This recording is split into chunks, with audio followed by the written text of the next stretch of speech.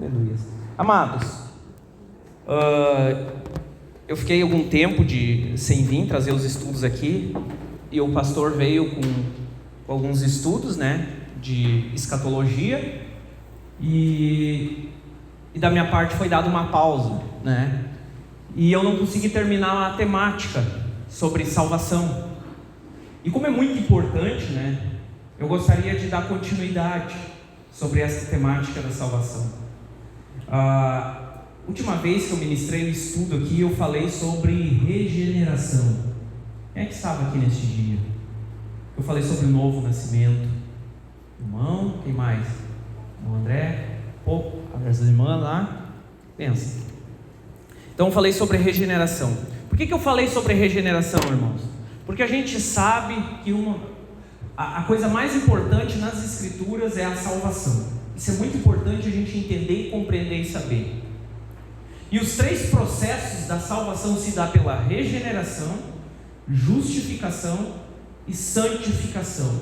Isso é importante a gente entender esses 3 processos, irmãos, até para fazer uma autoanálise na nossa vida e saber se nós estamos num caminho da salvação. Entender o que é esta obra gloriosa e grandiosa de Cristo na nossa vida, este processo. Então, como eu falei de novo nascimento, que é a mesma coisa de regeneração, esta noite eu quero estar falando sobre justificação. Amém, irmãos? Então, amados, no campo da salvação, é uma das doutrinas de maior importância. Por que é uma das doutrinas de maior importância no campo da salvação? Porque nós entendemos que o homem pecou, isso foi falado, né, na introdução sobre salvação, que o homem pecou, o homem está condenado, né? Então o homem em si ele é injusto. E a justificação ela é importante a gente compreender para saber a obra gloriosa que Cristo tem nas nossas vidas. Amém, irmãos? Então a doutrina da justificação ela diz respeito ao modo de Deus na salvação, lidar com o homem pecador. Ou seja, a justificação é o modo que Deus lida com nós, pecadores. E como eu disse, nos outros estudos introdutórios sobre salvação, a gente mostrou a miserabilidade do homem, a condição real em qual nós nos encontramos. Então a justificação agora vai falar dessa forma de Deus lidar com o pecador. Amém, irmãos? Mas o que isso significa na prática? Eu coloquei aqui no meu estudo. A justificação do grego, ela quer dizer dikaioses, que significa absolvição, tornar íntegro ou justo. Ou seja, esta doutrina da justificação nada mais é que o ato ou ação de Deus nos tornar absolvidos, nos tornar íntegros, nos tornar justos. Ou seja, se é uma justificação sobre a minha vida, logo eu me torno um homem justo. E amados, isso já diz uma coisa: aquele que não entende a justificação, não tem essa justificação sobre a sua vida, logo ele é um homem injusto. E o injusto, ele é digno do quê? Da condenação. O injusto, ele é digno de não ser absolvido da sua condenação. Amém? Então abra comigo Tito capítulo 3, versículo 4, 7. Até vou pedir para o irmão colocar lá.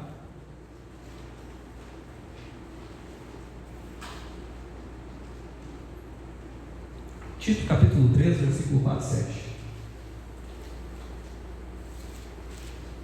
Vou abrir na minha Bíblia aqui. Às vezes eu gosto de ler na Bíblia porque em cima da própria Bíblia às vezes eu faço algumas anotações.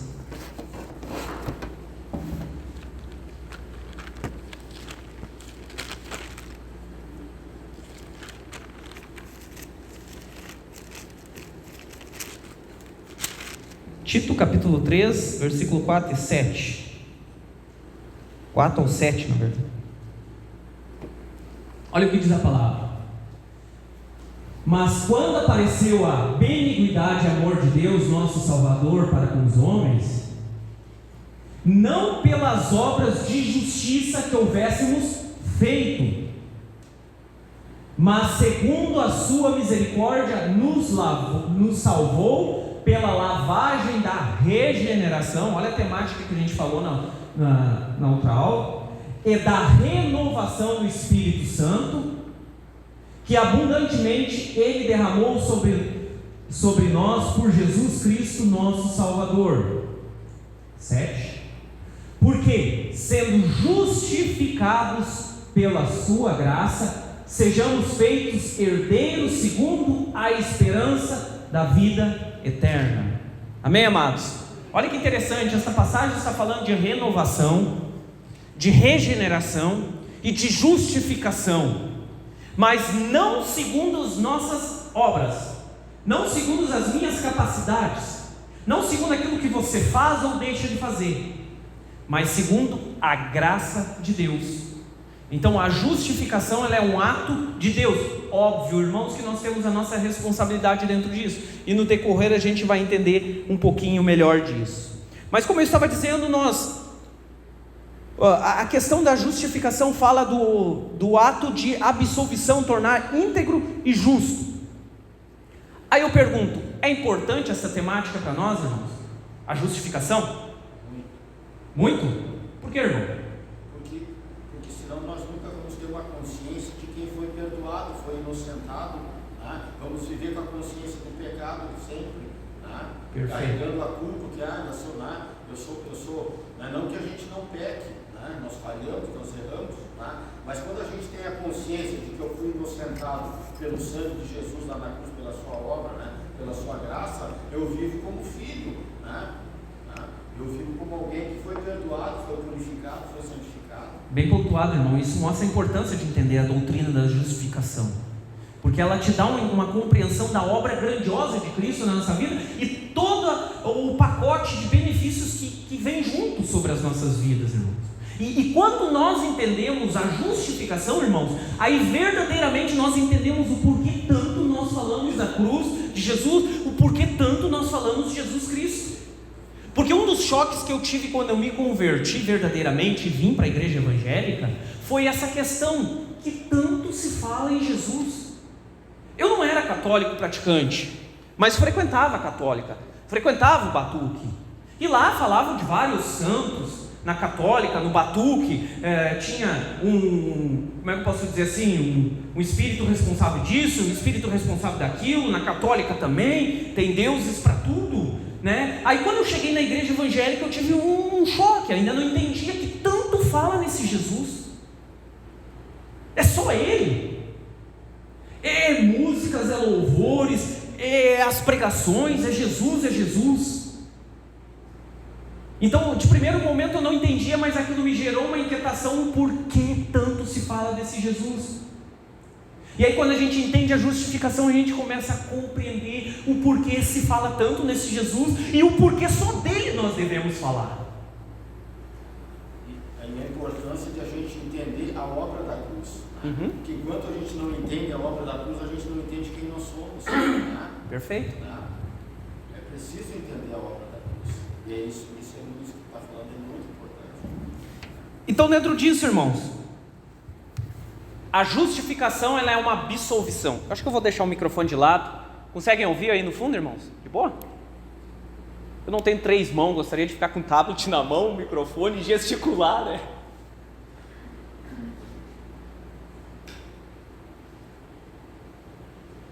Então, a justificação, ela é uma absolvição, tornar alguém íntegro e justo. E aí eu pergunto, nós somos injustos ou não? Nós somos dignos de condenação ou não? Antes de Jesus. Na verdade, até com Jesus nós somos dignos, né? Mas Ele se faz justiça por nós, né? Ele nos torna dignos. E aí eu peço para o irmão colocar lá Romanos capítulo 3, eu vou estar lendo 9 ao 20.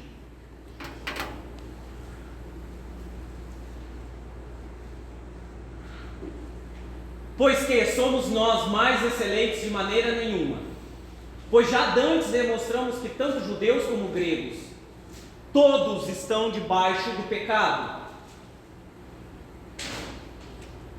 O pecado em si ele é uma ofensa, né? Como está escrito, não há um justo sequer, ninguém é justo, não há ninguém que entenda, não há ninguém que busque a Deus. Todos se extraviaram ou se perderam e juntamente se fizeram inúteis. Não há quem faça o bem, não há nenhum só.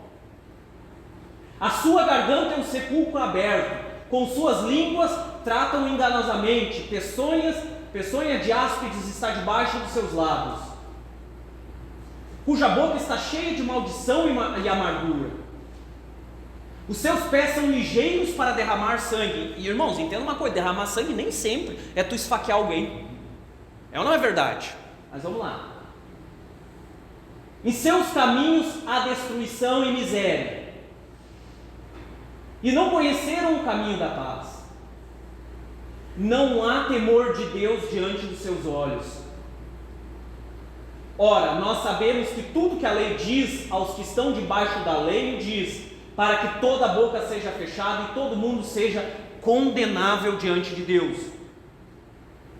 Por isso nenhuma carne será justificada diante dele pelas obras da lei, porque pela lei vem o conhecimento do pecado.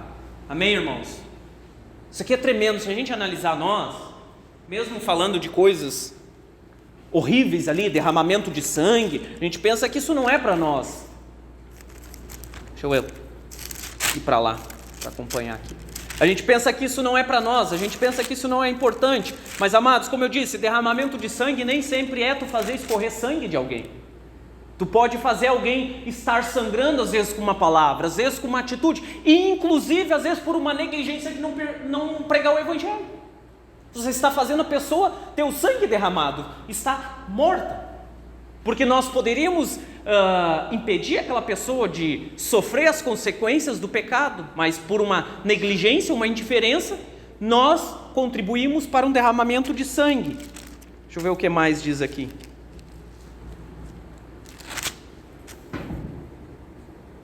E interessante que no 9 ali diz que tanto judeus, gregos, todos estão debaixo do pecado. Amados, uma vez todos estando debaixo do pecado, todos são o quê? Injustos. Todos pecaram, todos se extraviaram, todos se perderam, todos são injustos. Todos são dignos de condenação. Não há quem faça o bem, não há nem um só. Quem é que nunca ouviu aquele comentário? Eu sou bom, eu faço bem. Você faz aquela pergunta comum, né? Tu está garantida a tua salvação? Eu estou garantido. Por quê? Porque eu faço bem. Olha só por que é interessante a gente entender essa obra de Cristo, a justificação. Porque as pessoas ignorantes, as escrituras, que não conhecem a obra salvífica de Cristo, na sua consciência, na sua concepção e entendimento da obra de Deus para com o pecador, ela tem o seguinte: pela lei eu consigo ser salvo. Pela lei, pelas minhas obras eu consigo ser salvo. E eu sou salvo, e eu vou ser salvo porque eu faço o bem. Eu faço coisas dignas de agradar ao Senhor. Tem ou não tem muitas pessoas que pensam assim, irmão? Sendo que a própria palavra diz ali que pelas obras da lei nenhuma carne será justificada.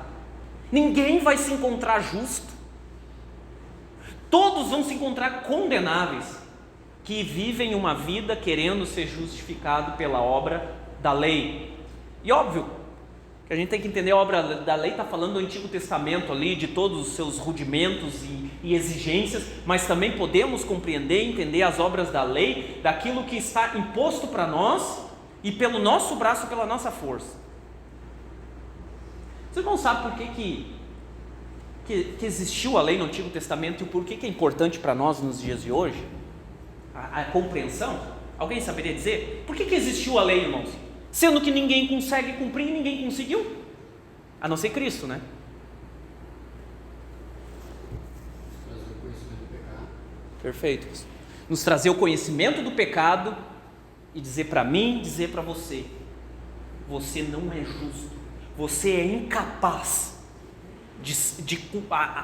de conseguir ser justo pelas tuas próprias mãos. A lei de Deus veio para mostrar ao homem a sua incapacidade diante da sua lei, diante de viver uma vida em agrado a Ele. Por quê? Porque todos pecaram. Há uma natureza pecaminosa em nós, há uma tendência em fazer aquilo que é desagrado ao Senhor. E às vezes a gente se acha justo por quê? Porque a gente olha para a nossa vida, analisa a nossa vida e no pacote como um todo, de uma forma generalizada, a gente pensa, eu faço o bem. Inclusive eu vou na igreja, inclusive eu prego, inclusive eu ensino a palavra, inclusive eu trato bem as pessoas, inclusive eu faço doações. A gente olha o pacote como um todo e pensa assim, eu sou justo. Só que esquece que às vezes em uma coisa a gente erra. Não tem como eu não pecar em nada, irmãos. Irmãos, por mais que eu esteja consagrado num dia, por mais que eu esteja em devoção ao Senhor, alguma área, algum ponto, alguma situação eu vou tropeçar e vou pecar, mostrando a minha miserabilidade, a minha incapacidade. E vou pecar e vou ser digno de condenação. Porque a Bíblia diz em Tiago, né, que é aquele que tropeçar num só mandamento quebrou toda a lei. Então não adianta eu achar que porque eu faço isso, faço aquilo, e no conjunto da obra eu faço coisas boas, não adianta eu pensar que eu vou ser justificado, não vou ser. Porque uma coisinha que eu tropeçar, já baguncei toda a lei, já tropecei em toda a lei, como diz a palavra. Então, irmãos, não precisamos praticar as coisas? Óbvio que sim. Precisamos ir muito além. Precisamos fazer mais do que nós fazemos. Mas a questão da salvação é que não depende disso. A obra da lei, cumprir a lei, é uma consequência de quem entende. Amém, irmãos? Então todos são condenáveis. Nós somos imundos aos olhos do Senhor e injustos. Quando Deus olha para nós, irmãos, e quando eu digo nós, ainda na situação pecaminosa, né? Embora que nós estamos num processo, a obra salvífica de Cristo, ela não se completou na sua plenitude na nossa vida, nós estamos no processo. É como diz alguns estudiosos, a obra de Cristo, ela é aquela questão do já, ainda não. O já está valendo, já está acontecendo essas coisas, mas ainda não se completou, ainda não se chegou à sua plenitude. Então nós estamos num processo de santificação, de justificação, né? Então todos nós somos imundos e justos aos olhos do Senhor. Quando Deus olha para nós, Ele olha como seres imundos, injustos, dignos de condenação. Assusta um pouco ouvir isso. Assusta ou não assusta, irmão? Porque a gente está acostumado a ouvir que Deus te olha com amor, com um olhar de amor, e isso e aquilo. Não quer se enxergar. Bem colocado, irmão. Não, quando Deus te olha como um ser perfeito. Te olha como algo precioso. E eu não nego isso, irmãos, porque eu muito já preguei e falei isso. Eu concordo também que Deus nos olha dessa forma, mas Deus só nos olha dessa forma quando a imagem de Cristo é refletida na nossa vida. Por isso nós precisamos de Cristo. Deus só me olha como um tesouro, como algo de valor, quando Ele vê Cristo na minha vida, porque Ele foi perfeito, mas eu por mim só eu não sou. O pecador aos olhos de Deus é um ser digno de condenação, digno de repúdio. Por isso nós precisamos de Cristo. Não tem como se apresentar para Deus chegar lá. Meu Deus, eu sei que Tu me ama. Eu não tenho Jesus, mas eu sei que Tu me ama. Eu sei que eu sou um tesouro para Ti. Eu abomino a Tua vida pecaminosa. Eu não suporto as Tuas práticas, as Tuas atitudes. Isso a gente tem que ter essa compreensão, irmãos, que a nossa vida, o nosso ser é abominável diante dos olhos do Senhor. Nós temos que olhar para nós e ver que não tem nada de bom, irmãos. Não tem nada de agradável ao Senhor. Eu sei que isso choca, irmãos, e vai contrário ao que muito tem se falado hoje. E aí diz como o pastor Iago Martins, né, do evangelho que tem sido pregado hoje, né, que tem anestesiado os crentes que estão indo para o inferno, que é um evangelho que tu amacia, tu é importante, tu é isso, e Deus te ama, Deus se importa com isso. Só pregam um lado da palavra, da escritura, só aquilo que agrada o homem. Aí a pessoa, como é que eu posso dizer assim, esse tipo de mensagem adentra no coração dela, ela fica naquele, como é que eu posso dizer, naquele senso de aceitação diante de Deus, um certo conformismo. Aí, como diz esse pastor que eu citei, na verdade é um evangelho que estão anestesiando as pessoas que estão indo para o inferno. Sacia o ego. Não, o verdadeiro evangelho nos põe diante de um confronto com nós mesmos, de entender a nossa natureza pecaminosa, que em nós não há nada de bom. Irmãos, diariamente nós temos que lutar contra nós mesmos. Uma coisa que eu tenho entendido de verdade, irmãos, e não tenho mais temido, não tenho mais temido o diabo, é que os nossos inimigos não é os nossos irmãos. Não é o diabo o nosso principal inimigo. O nosso principal inimigo somos nós mesmos. Por quê? Porque se eu me conheço, se eu entendo as minhas possibilidades de fraquezas ou de força, ou entendo quem verdadeiramente eu sou, eu vou buscar essa graça em Cristo, eu vou entender em Cristo quem eu sou nele, eu vou entender o poder que está sobre a minha vida, logo o diabo não vai ter mais poder sobre a minha vida e nem vou mais me preocupar com ele e ter medo dele. Me preocupar no sentido não de atentar para as ações dele, mas me preocupar no sentido de temer ele. Então isso é o mais importante, a gente ter essa ciência de quem nós somos. Irmãos, de verdade, não dá para confiar em nós. Aquele que julga está em pé, cuide que não caia. Nós somos vendidos ao pecado, nós temos uma tendência para uma vida pecaminosa.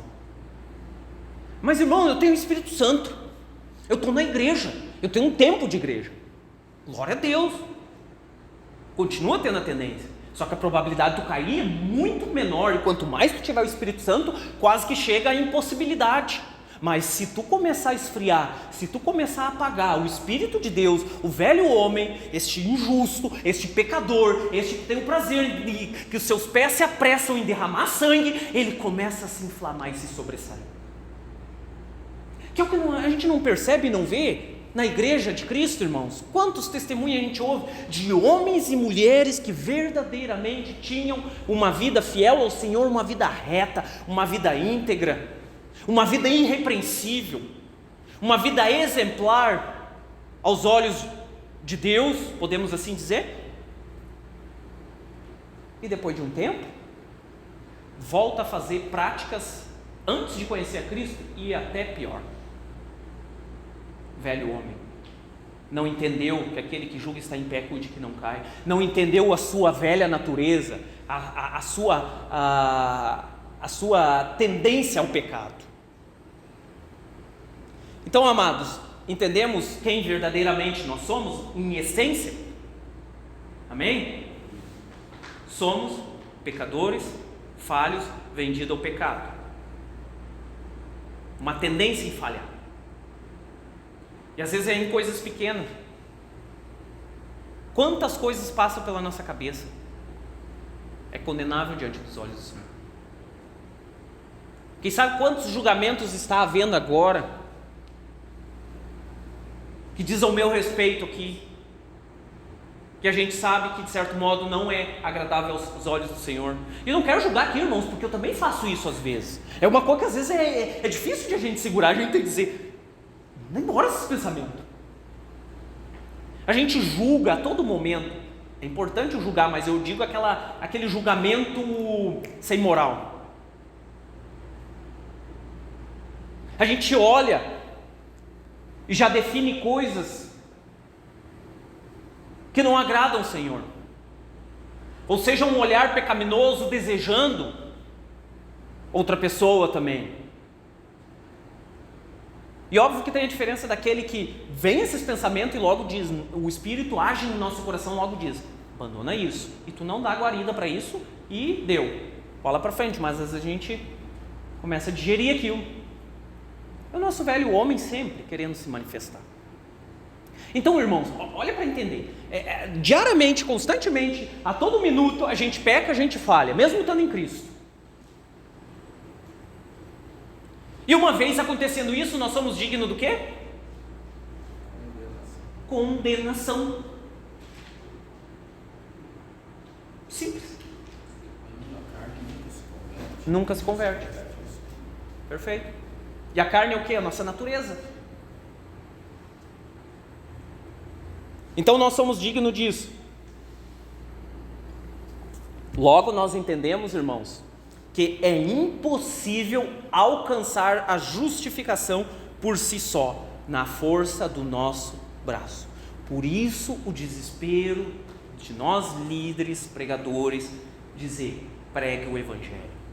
Porque as pessoas que estão lá fora, por mais boas que sejam, eu reconheço, irmãos, que tem pessoas boas lá na rua, que não conhecem Jesus. Boas num sentido assim, a grosso modo, né? Olhando de uma forma generalizada. A gente sabe que todo mundo peca. Perfeito, irmão, muito bem acrescentado aí, me ajudou bastante. Em questão de caráter, a gente sabe que lá na rua, pessoas que nem, até mesmo ateus, que nem creem em Jesus, têm um caráter irrepreensível, que às vezes até muitos crentes apanham, não chegam perto diante dessas pessoas que fazem obras sociais, que se compadecem do outro, que amam outros. Mas a gente sabe que essas pessoas precisam ouvir o Evangelho, porque em alguma área eles pecaram, ou continuam pecando, ou pecam, ou vão pecar. Por isso precisamos pregar o Evangelho, porque pelo nosso braço, pela nossa capacidade, ninguém será justificado diante de Deus. E aí eu coloquei aqui uma ilustração bem interessante, irmãos, para a gente ver a gravidade do nosso problema, do homem. Peguei um trecho de um livro de Martim Lutero. Os irmãos sabem quem foi Lutero? Foi aquele que deu início à reforma protestante, que fixou as 95 teses contra a Igreja Católica. Ele era um homem de Deus, devoto a Deus, tinha o desejo de servir a Deus, mas era um católico. Aí olha o que ele diz no livro: quando eu era um jovem monge, havia buscado vigorosamente a aprovação de Deus por meio de jejuns, penitências, vigílias, mortificações, orações, retidão na vida e na moral. Conforme a sua própria declaração, se alguma vez, olha o que ele disse: se alguma vez um monge fosse para o céu por causa do seu monasticismo, ou seja, por causa da sua prática, né, seria eu, mas era tudo em vão. Cada vez mais ele passou a perceber que nada do que fazia poderia estar à altura da exigência de justiça de Deus. Minha situação era que, embora fosse um monge irrepreensível, que é o que eu falei aqui, de muitos ateus, com caráter ou alguma coisa, eu estava diante de um Deus como um pecador aflito, e não tinha certeza de que a minha virtude o satisfaria, porque, irmãos, a exigência de Deus é num nível absurdo que nós não alcançamos. Por mais que tu te doa e faça, tu sente que ainda tu não alcançou o nível e o padrão necessário.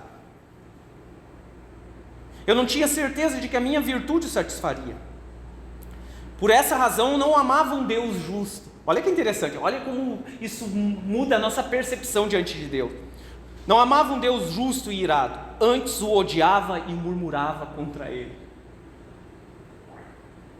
Que contradição, né? O cara se entregava, e jejum, e penitência, e devoção, mas ele não amava este Deus. Não entendeu a obra de Cristo. Primeiro, porque ele queria na sua força, da sua prática, do seu sacrifício. Irmãos, uma coisa nós temos que entender: não é por força nem violência, é pelo meu espírito, diz a palavra. Ah, irmão, mas eu prego, eu faço isso, e eu procuro me dedicar, eu procuro fazer isso, eu não falto um ensaio de louvor, eu procuro me aprimorar, cantar bem, eu procuro estudar para ter o que falar para as pessoas, eu procuro estar envolvido nas atividades da igreja. Eu sou um cara exemplar, ninguém pode falar de mim que eu falho nisso, falho naquilo, eu tenho uma palavra, eu me envolvo em todas as atividades da igreja, mas amados, se não for pelo Espírito de Deus é em vão. Porque às vezes a gente se pega fazendo as coisas com as mãos, mas o coração não está naquilo. E aí é óbvio, eu sou exemplar, vai chegar um dia que já não vou ser mais exemplar. Aí é óbvio, eu sou exemplar, mas vai chegar um dia que eu já vou começar a esmorecer. Aí é óbvio, eu sou exemplar, mas eu começo a fraquejar, eu começo a perder o prazer, eu começo a me desmotivar, eu começo a me questionar, eu começo a não entender Deus, a não olhar para Deus como um ser digno de um amor profundo e íntimo, porque não é pelo Espírito dele que eu faço isso, mas é pelo meu braço. É possível, irmãos, e Lutero provou, é possível eu ser um crente exemplar sem o Espírito de Deus. Exemplar aos olhos naturais, aos olhos da comunidade, mas não de Deus. Isso é muito possível. Então, às vezes, irmãos, por isso é importante a gente fazer essa análise. Às vezes eu estou fazendo as coisas certas, da forma correta, de uma forma exemplar, mas o meu coração não está naquilo. Nós temos que fazer algo, sabe o que, irmãos? O que eu estou fazendo, o meu coração está nisso, eu estou motivado, isso queima, isso ferve o meu coração. Senão não é pelo Espírito. E se não é pelo Espírito, eu não entendo esta obra, eu não amo. Lutero aqui, ele odiava este Deus. Embora ele se entregava, se sacrificava, mas odiava esse Deus. Não entendeu a obra de Cristo. Por isso que muitas vezes a gente vê a situação forçando um legalismo, faz, tem que fazer, tem que se envolver, tem que se doar, mas esquece que não é pela força. Talvez, irmão, se eu começar a te empurrar, daqui a pouco eu consigo fazer o irmão estar envolvido e fazer de tudo e todas as coisas, mas vai chegar um tempo, ele vai falhar, vai se frustrar, vai cair, vai pecar, alguma coisa vai acontecer, porque não é pelo Espírito de Deus. O que nós temos que fazer é olhar para nós e nós sermos instigados, ter uma experiência com Deus, um queimar do Espírito de Deus em nosso coração. Aí aquilo que a gente for fazer, a gente vai fazer com devoção, com responsabilidade, de uma forma exemplar e com coração, com o prazer. E aí, quando eu pecar, quando eu falhar, como eu conheço este Deus, como é pelo Espírito de Deus, eu entendo a justificação de Deus. Realmente, aí eu ajo diferente de Lutero. Eu jejuo, eu prego, eu me dou, eu faço a obra, e mesmo assim há falhas em mim, mas eu consigo olhar para o meu Redentor e ver nele que há uma justificação, e ver nele que há uma regeneração, que é o que eu preguei no outro estudo, que eu sou uma nova criatura nele, que ele não me faz permanecer no pecado. É pelo Espírito de Deus, irmãos, que a gente entende as coisas. Se tiver que nós largar tudo que largamos, mas que não vamos fazer e não procuramos viver uma vida sem o Espírito de Deus, sem essa ação do Espírito. Diante disso, qualquer tentativa de justificação por meio de obras humanas se torna impossível em razão de Deus ser o que é. Deus é santo, é justo, é puro e é perfeito. Quem pode permanecer diante deste Deus? Quem pode chegar diante do trono de glória de Deus? Este Deus, ele é um Deus justo, ele é um Deus santo, ele é um Deus perfeito. Quem pode, quem é digno de se colocar diante dele? Eu não sou, irmãos, vocês são? Ninguém. Ninguém. Podemos nos doar, podemos virar um mártir da nossa vida em favor do Evangelho. Não somos dignos. Deus, sendo santo e justo, exige a verdadeira justiça, e dá ao injusto o que ele merece. Amados, a lei do Senhor vem e nos diz que nós devemos fazer assim. Se eu fizer assim, eu vou ter bênção, correto? E se eu fizer assado, eu vou ter maldição. E se eu fizer o errado? E eu ter essa maldição? Deus está sendo injusto comigo? Está sendo justo, foi o que eu escolhi. Agora, Deus sendo santo, puro, perfeito, Ele diz: faz isso, aí tu terá a bênção. Não faz aquilo, vai ter maldição. Mas eu faço aquilo que é digno de maldição, mas Deus me dá a bênção. O que Deus passa a ser? Injusto. Um Deus que compactua com o pecado,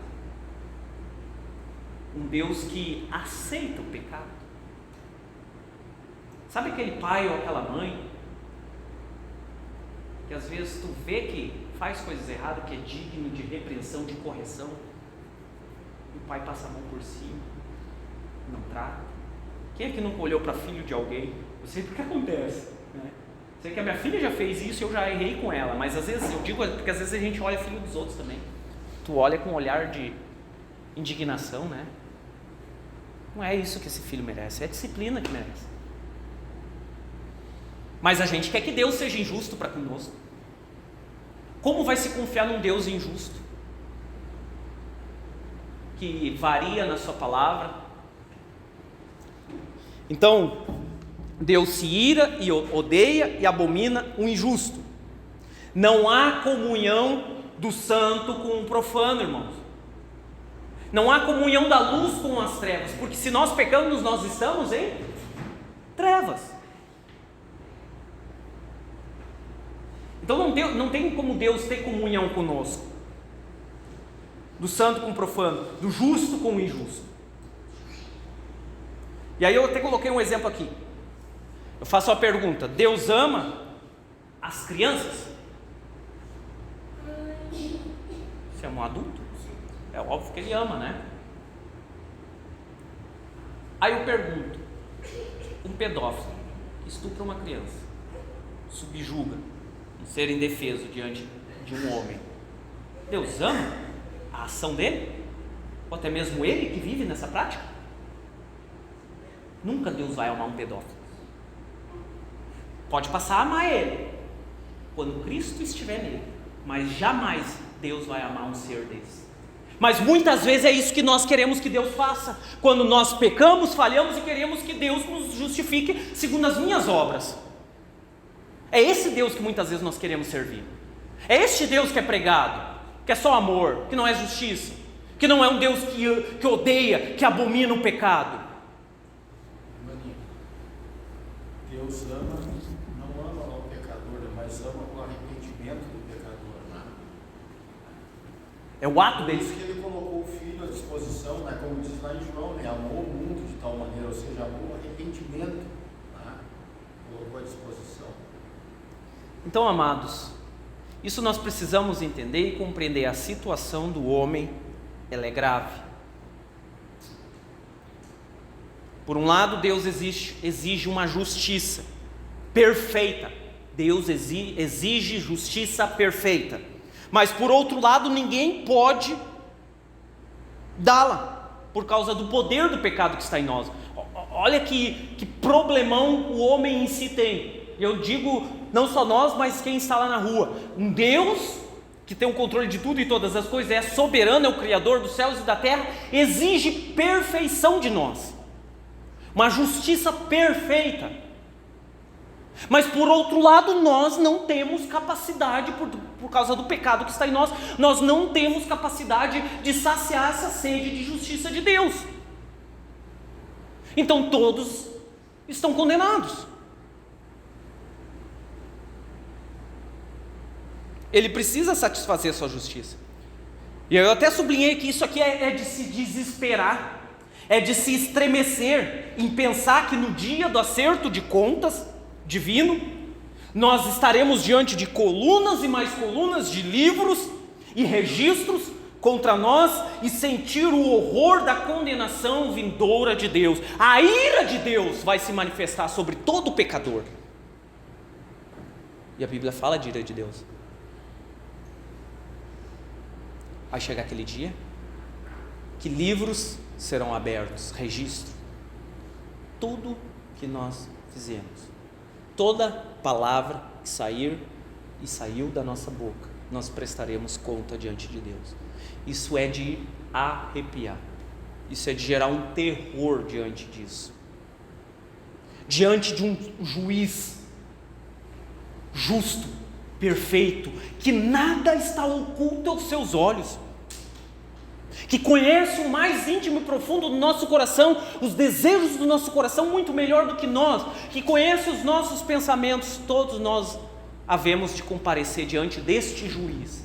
Crendo ou não crendo, todos nós um dia estaremos diante deste juiz. E aí eu quero ler Colossenses capítulo 3, versículo 25.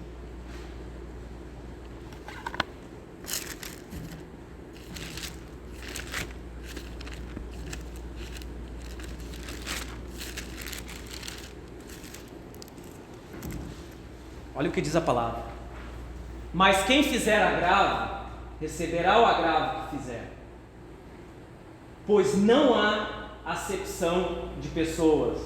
Se eu não me engano, tem uma outra palavra ali que substitui. Colossenses capítulo 3, versículo 25. Tem algumas versões aí que vai estar quem fizer injustiça. Tem alguma outra versão aí, irmão? Mudar esse versículo? Deixa eu ver se eu acho no meu celular aqui. Rolei aqui na Revista e Atualizada. Pois quem faz injustiça, e nós somos injustos, não há um justo sequer, como eu citei antes, né? Quem faz injustiça receberá a paga de injustiça que fez. Nada mais justo nisso. E não há acepção de pessoas, ou seja, Deus não vai ter os seus queridinhos. Tu fez, recebe o que tu merece. Aqui, nos registros do livro da tua vida, está obras de injustiça. O que tu merece é condenação. Nada mais justo da parte de Deus. Nada mais justo nós olhar para um pedófilo que abusou de uma criança, e principalmente se a possibilidade possa ser os nossos filhos, nada mais justo nós dizer, ansiar por justiça, que é o que a gente vê muitas manifestações, bandeiras, justiça, justiça. Nós seres humanos somos desejosos de justiça, né? Mas quando é Deus sendo justo, aí é difícil. A gente olha para aquele estuprador que abusou, quem sabe, de um filho nosso. O que a gente diz? Eu quero é justiça. Ele merece a condenação. É o que Deus vai fazer, aquilo que a gente tanto clama e pede. E por que reclama de Deus? Você está fazendo o que realmente deve fazer. Então, quem pratica injustiça vai receber a recompensa de um injusto. E aí eu até botei aqui: e agora? Quem poderá nos defender? Eu disse que é de se ter pavor disso, irmãos. É de arrepiar. E não é, irmãos? Principalmente quem não conhece a verdade, se a gente pregar isso. E agora o que eu faço? Deus exige uma coisa perfeita, mas eu sei que eu não consigo e ninguém consegue. E agora, quem pode nos defender? Como diz o Chapolin Colorado.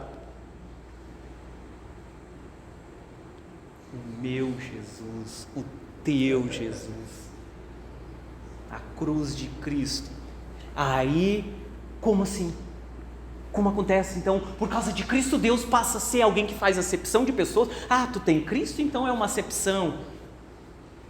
Só porque tu tem o meu filho, então tu é dos meus, viu, André? Será que é assim? Ah, tamo junto, ó. O meu filho está contigo. Pode pintar e bordar. Uhum. É Cristo. É Jesus Cristo que nos faz ter vida. E essa saída ele conseguiu por ser justo. Teve um que foi justo, meu irmão. Ele é a nossa esperança de todo grego, de todo hebreu, de todo gentil, de toda a humanidade. Ninguém foi justo, mas ele foi justo. Ele satisfez a justiça do Deus Pai. Ele cumpriu essa exigência num nível absurdo. Jesus. Ele não pecou em nada.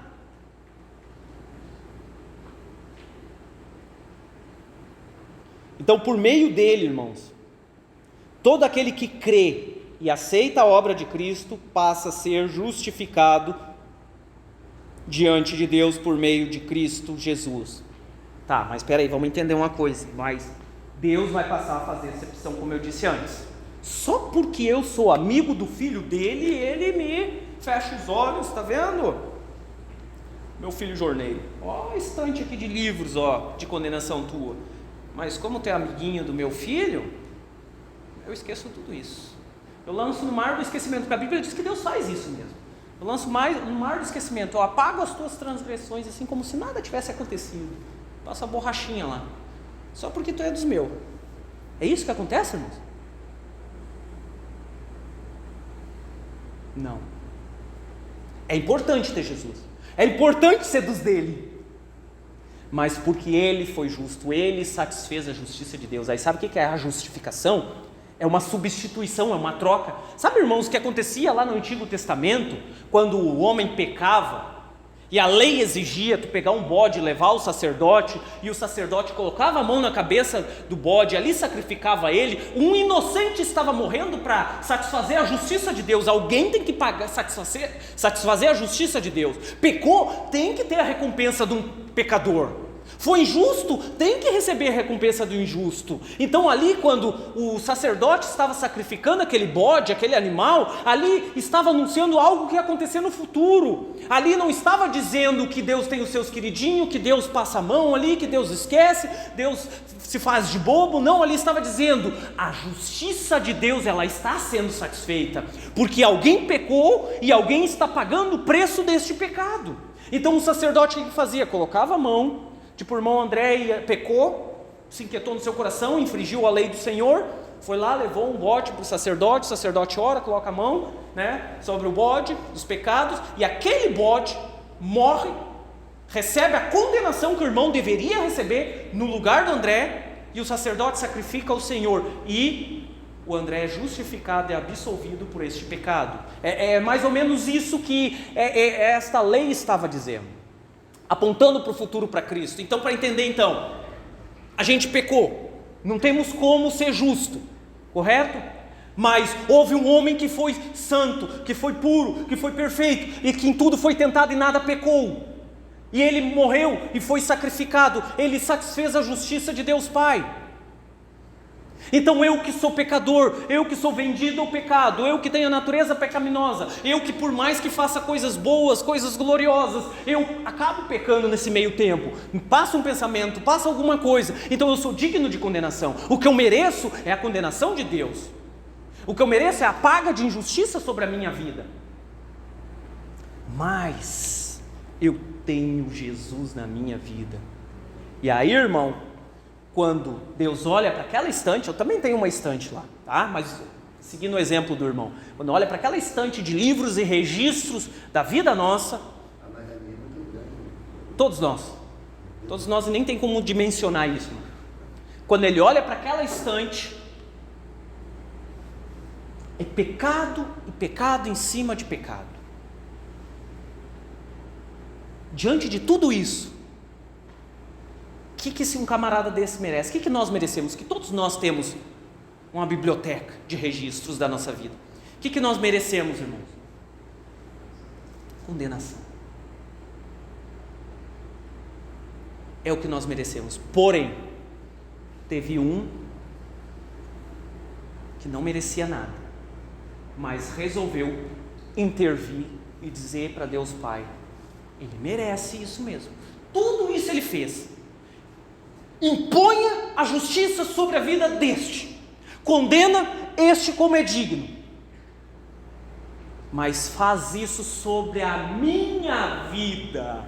Aleluias, é isso que Cristo fez. Deus satisfez a sua necessidade de justiça em cima do bode, em cima do cordeiro, que é Jesus Cristo, nosso sacrifício.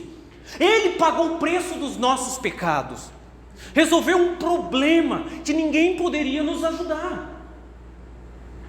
E isso é glorioso, irmãos. Quando a gente entende isso, a gente olha para Jesus já com outros olhos. A gente olha como uma gratidão, um constrangimento. Como eu vou ser indiferente ao ato deste Deus que se sacrifica, que dá o seu Filho em favor de mim, que satisfaz a sua justiça, mas também não passa a ser um injusto comigo. E aí eu peço para o irmão colocar lá Romanos capítulo 3, versículo 23 e 25.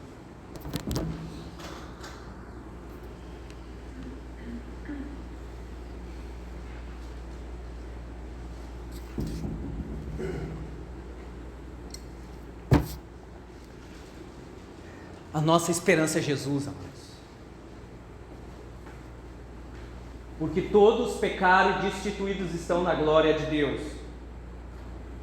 sendo justificados gratuitamente pela sua graça, pela redenção que há em Cristo Jesus, ao qual Deus propôs para propiciação pela fé no seu sangue, para demonstrar a sua justiça pela remissão dos pecados dantes cometidos. Olha só, não está ignorando os nossos pecados que antes cometemos, dantes cometidos sobre a paciência de Deus.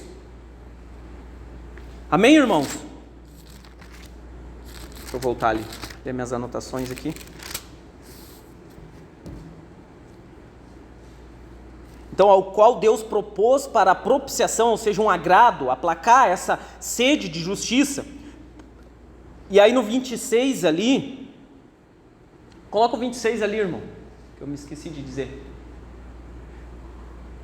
Para a demonstração da sua justiça. O que o versículo está dizendo? Deus está manifestando e demonstrando: eu sou justo. Quem praticou injustiça vai receber a paga de injustiça neste tempo presente, para que ele seja justo e justificador diante daquele que tem o quê? Fé em Jesus. Deus satisfaz a sua justiça em Jesus. Então todo aquele que entende esta obra e tem Cristo na sua vida, naquele dia do juízo, que aquela estante se colocar na frente da pessoa e o diabo vir acusar ele, e coloca mais aí, Senhor, tem um livro que está faltando, que tal coisas ele fez, isso e isso, e vai lembrar muitas coisas. Aí Jesus vai chegar e vai dizer: ele fez isso, é digno de morte, mas eu me coloquei no lugar dele. É isso que as pessoas precisam compreender, irmãos. E infelizmente hoje o que se tem pregado é um Deus de presente, é um Papai Noel, não é um cordeiro, não é alguém que substitui.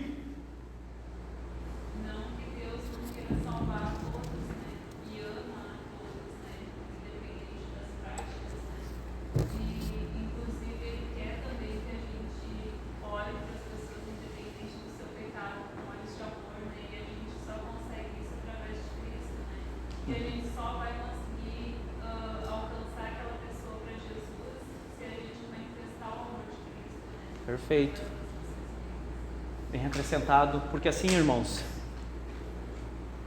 já dou espaço para ti. É horrível ou não é horrível a gente saber que a gente está condenado, como eu falei antes, que é de arrepiar? É ou não é, irmãos? Mas se é de arrepiar para mim, não é para o outro. Por isso eu prego o evangelho, porque eu amo o outro, eu me arrepio por ele, eu sei o quão terrível isso é.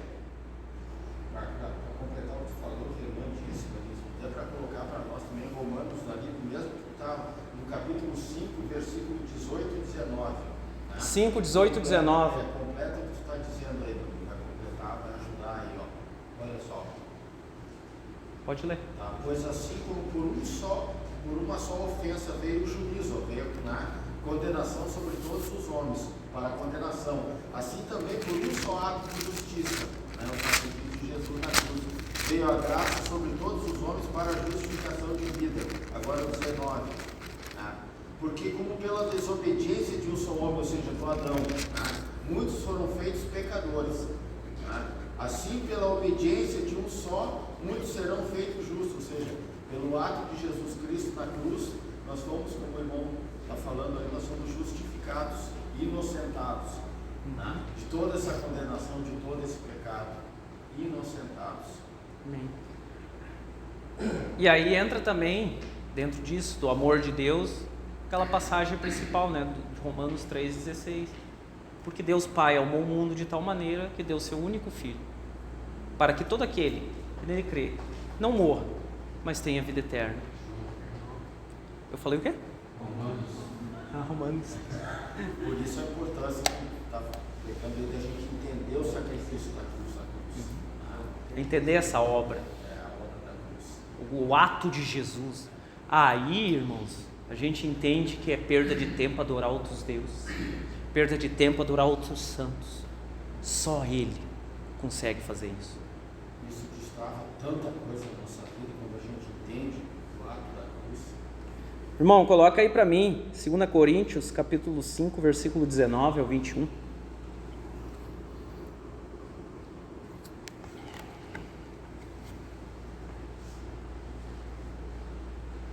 Isto é, Deus estava em Cristo, olha só que interessante, reconciliando consigo o mundo.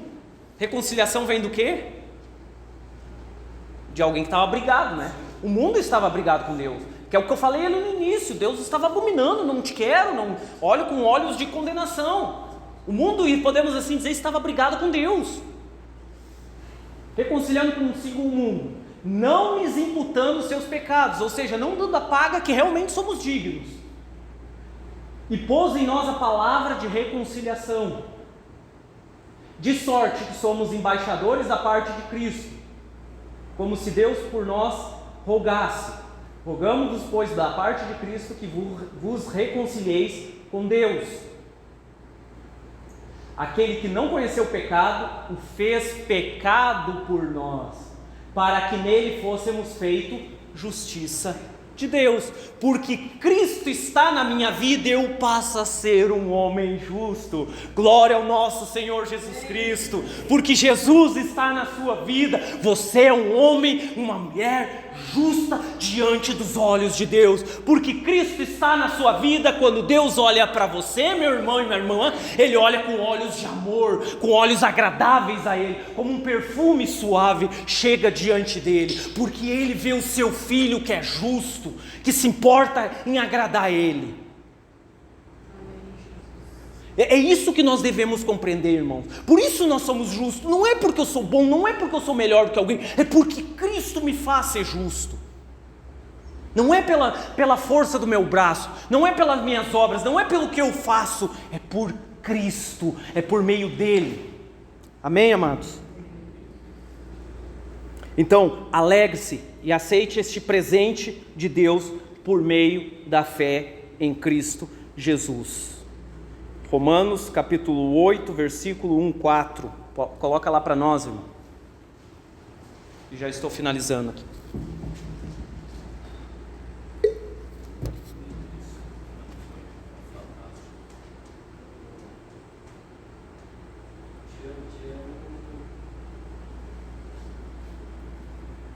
Portanto, agora nenhuma condenação há para os que estão em Cristo Jesus, que não andam segundo a carne, não confiam no seu braço, mas segundo o Espírito de Deus, amados.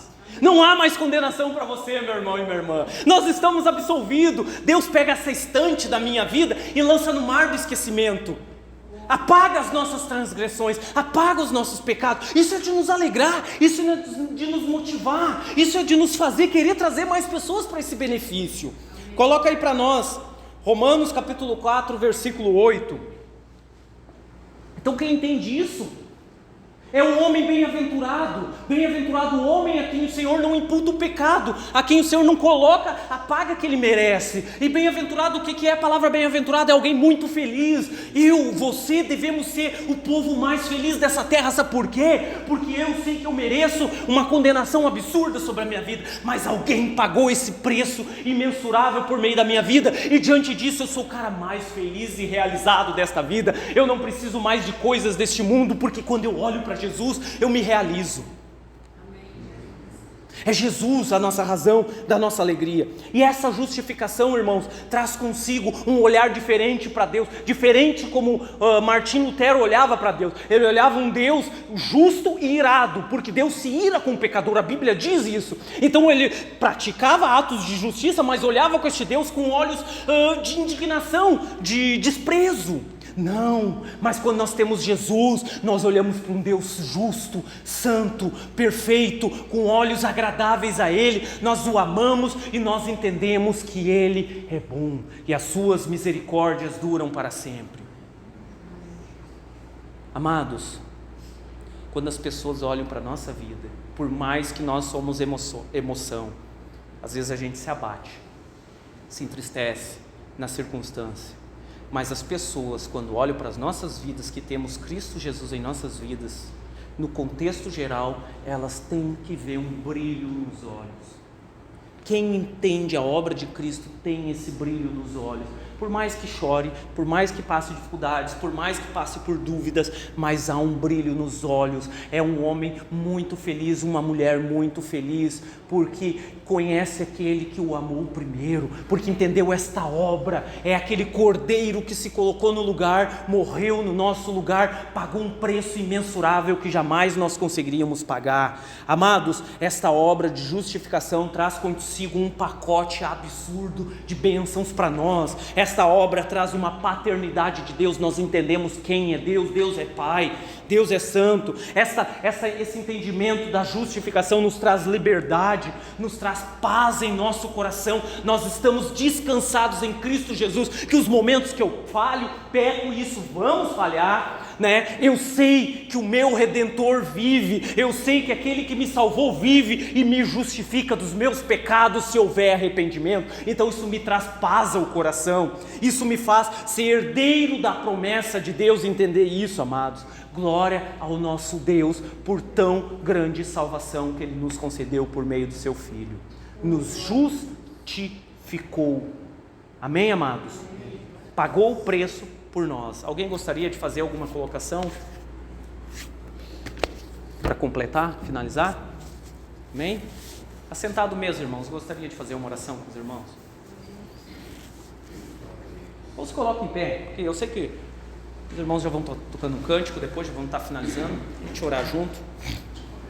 Feche seus olhos. Comece a orar ao Senhor.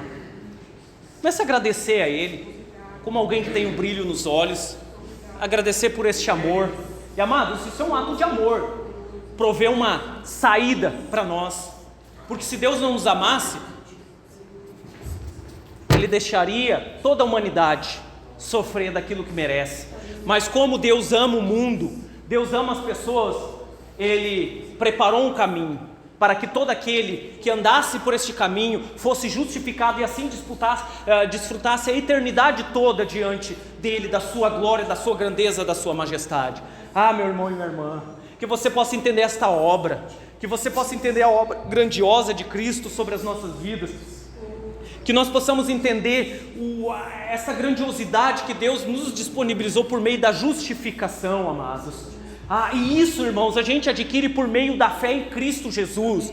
Não é uma prova que eu te dou, não é algo que eu faça abrir uma janela espiritual que você possa ver e entender. É pela fé, meu irmão e minha irmã, é pela fé que você olha para Jesus como um cordeiro que foi morto e sacrificado, e Ele pagou o preço por você. É pela fé que você vive, é pela fé que você olha para Deus e sabe que Deus olha para você como um homem ou uma mulher justa e santo aos olhos dele, porque Cristo está em sua vida. É pela fé que você crê o poder que há em Cristo Jesus quando Ele está em sua vida. Paizinho amado, Paizinho querido, eu te louvo, Senhor, porque Tu uma tão grande salvação Tu tens nos disponibilizado e nos salvo. Eu te louvo, Senhor, porque havia um abismo que nos separava de Ti. Eu te louvo, Senhor, porque havia uma impossibilidade absurda, Senhor, de agradarmos a Ti pelos nossos atos, Senhor. Eu te louvo, Senhor, porque em meio a essa impossibilidade absurda, Senhor, Tu, Senhor, preparou um caminho, Senhor. Ainda que Tu, amando Teu Filho, Senhor, profundamente, Tu entregou Ele, Senhor, para que houvesse uma saída, para que houvesse um caminho, para que houvesse uma chance, para que houvesse uma oportunidade, para aquele mais miserável e pecador como nós, Senhor amado. Por isso, Senhor, eu sei que quando Tu olha para, não importa o que fizemos, Senhor, não importa o que desejamos no passado, não importa o que buscamos, Senhor, quando Tu olha e aceitamos Jesus, Tu olha com olhos de amor, e nós Te louvamos por isso, Senhor amado. Nós Te louvamos porque por nós mesmos nós não conseguimos fazer nada, Senhor. Nós metemos os pés pelas mãos, Senhor, ainda que algumas coisas fazemos boas, Senhor, que gera admiração de pessoas, mas aos Teus olhos nós sabemos que não gera, Senhor amado. Mas por meio do Teu Filho amado, Pai, nós somos justificados diante de Ti, Pai, e nós Te louvamos por isso, Senhor amado. Mal podemos esperar a eternidade, Senhor, para glorificar face a face aquele que é digno de honra e glória, para exaltar este Deus, mas ainda que não chegue a eternidade, Senhor, que face a face nós possamos fazer isso. Pai, eu quero Te pedir em nome de Jesus, que eu e meus irmãos possamos fazer isso pela fé aqui neste tempo presente, Pai.